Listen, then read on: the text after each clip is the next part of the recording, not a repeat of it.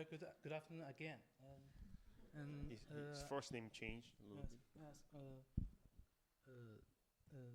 Yes, bit. yes. Now I'm going to talk about development of a virtual locking amplifier for Fluorescent flow cytometry. First, as a golden instrument of high throughput single cell analysis, Fluorescent flow cytometry play dominant roles in the fields of blood analysis, immune and tumor heterogeneity. In order to improve detection resolution of fluorescence flow cytometry, the concept of laser modulation and fluorescence demodulation was used, where laser sources are modulated to a higher frequency domain, and the captured fluorescence signal are demodulated back to the low frequency domain, utilizing locking amplifiers. However, physical locking amplifiers have limited working channels and cannot meet the increasing detection channels of fluorescence flow cytometry, leading to compromised measurement results. Besides, the prices are expensive, making it difficult to promote.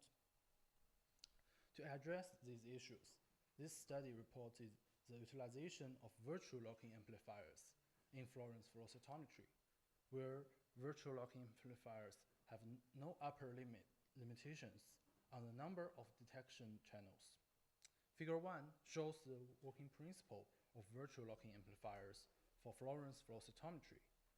More specifically, biology cells were first bound with corresponding antibodies labeled with specific fluorescence probes, and then they were traveled through a microfabricated cuvette where the optical intensity was modulated by a sinusoidal signal, and the excited fluorescence signal was then captured by an array of photomultiplier tubes.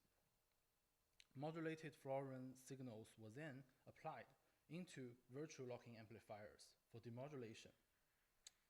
Firstly, the input signals were multiplied by the sinusoidal reference as a key step of signal mixing.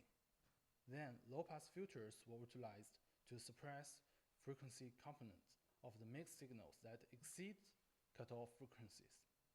By utilizing virtual locking amplifiers, the filtered outputs were proportional to the original fluorescence signals, with enhanced signal-to-noise levels. In order to determine key parameters of locking amplifiers, such as filter type, time constant or cutoff frequency, and filtering order, numerical simulations were conducted. A signal was utilized as procedural fluorescence pulses, as shown in the red one, with a time duration of 2 microseconds, 2 milliseconds, and a top width of 0.5 milliseconds, and an amplitude of 100 millivolts. The pulse was then modulated by a sinusoidal signal with an amplitude of 1 millivolts and a frequency of 100 kilohertz and a DC offset of 1 millivolt. Additionally, a white noise with a standard variation of 20 millivolts was added, functioning as a procedural modulated fluorescence signal, which was then processed by virtual locking amplifiers. Figure 2 shows the result of the numeric simulations of virtual locking amplifiers of 3 types of filters. In the figure,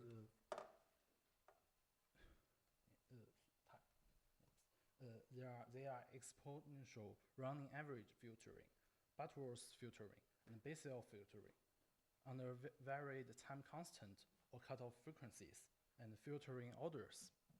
Within each subfigure, the original signal was included as a control. Increasing in time constants or decrease in cutoff frequency witnessed a first decrease, and then an increase of the normalized mean square error between the original signal and the demodulated counterparts after the virtual locking amplifier. This trend was due to the fact that increase in time constant or decrease in cutoff frequencies can effectively suppress noise levels while generating distortion of the signal at the turning edges. As to the effect of filtering orders on signal demodulation, for all types of filters, increasing in filter orders could effectively suppress noise levels. However, the relationship between filtering orders and the normalized mean square errors depend on filter types and time constants. For instance, for exponential rounding average filtering with low or high time constants, increasing in filtering order were found to decrease or increase the values of normalized mean square errors, respectively. But when Butterworth filtering was considered, the effects of filtering orders on normalized mean square errors were negligible. After detailed analysis of numerical simulations, optimal parameters of 3 filters were determined based on the lowest values of the normalized mean square errors as follows. For exponential running average filter, a time constant of 20 microseconds and an order of 8 was chosen. And for Butterworth filter, a cutoff frequency of 2 kilohertz and the order of 4 was chosen. And for Basel filter, the cutoff frequency of 2 kilohertz and the order of 8 was chosen. Then we use the optimal parameter to test with the detected signal. Figure 3 shows comparative result of 3 Fluorescent pulses of rainbow microbeads between physical and virtual locking amplifiers with the same low-pass filter setting.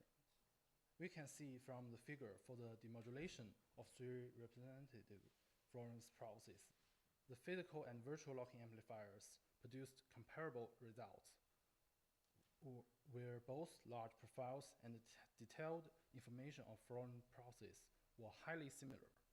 These results validated the functionality of the virtual locking amplifiers in processing single-cell Fluorescent pulses.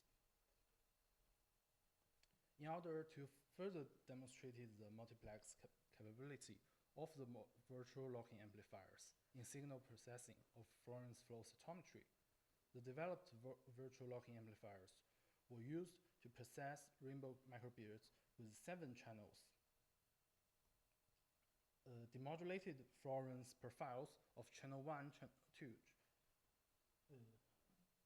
channel 1 and channel 2, and channel 3, channel 4, and channel 5, and channel 6 and channel 7 were comparable, which were demodulated from the same laser spots at 405 nanometers, 488 nanometers, and 640 nanometers, respectively. These results validated the multiplex capabilities of the virtual locking amplifiers for Fluorescent flow cytometry. As to the comparison of the 3-type low-pass filter, high similarities of Fluorescent pulses based on exponential running average filtering, Butterworth filtering, and Basel filtering were found, which indicated that all 3 types of low-pass filters can function properly as a key component of virtual locking amplifiers. In conclusion, this study demonstrated the inclusive virtual locking amplifiers in Fluorescent flow cytometry. Numerical simulations determined optimal filter types, time constants, and filter orders for virtual locking amplifier. Comparable results of Fluorescent pulses demodulated from physical versus virtual locking amplifiers were obtained, while multi-channel Fluorescent demodulation by virtual locking amplifiers were realized.